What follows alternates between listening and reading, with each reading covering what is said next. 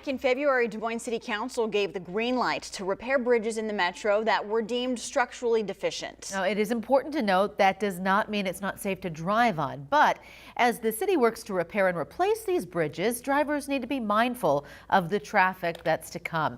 Local 5's Larissa Leone joins us live near Birdland Drive, where two of the bridges are being worked on by the city. Larissa, what do drivers need to be aware of?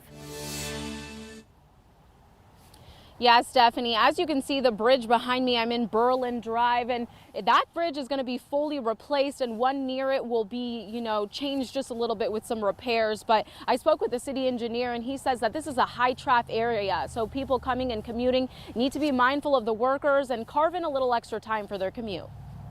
The city of Des Moines is chipping away at 46 public improvement construction projects, and a lot of these projects focus on bridge repairs. Steve Neighbor, city engineer, says the repairs are something residents have wanted for a while now, and it's happening. This week, construction started on the two bridges on 2nd Avenue, which includes the replacement of the bridge over Birdland Drive and the rehabilitation of the 2nd Avenue bridge over the Des Moines River. This week, the city began work on a number of bridges, but the ones that most impact the flow of traffic are the ones in the Birdland area, something Des Moines Fire Lieutenant Rick Thomas says is the location emergency responders take often. He says he isn't too worried about the construction as there are ways around it. We'll be using our alternate routes, 6th Avenue and so forth. So there's 9th Street, which runs right by our Station 4, that's at 9th and University.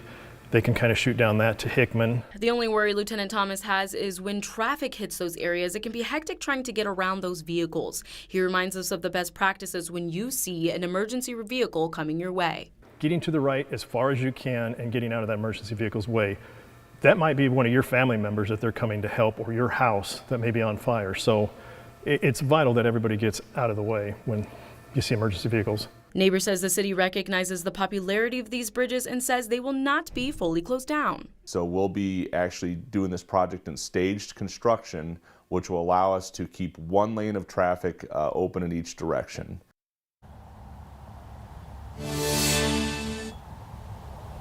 The city notes that a majority of these projects are funded from the local option sales and services tax. And again, they want to remind you if in the Birdland area to slow down, take it, kind of slow during this construction, be mindful of workers. For now, reporting live near the Birdland area, Larissa Leone, Local 5 News, we are Iowa.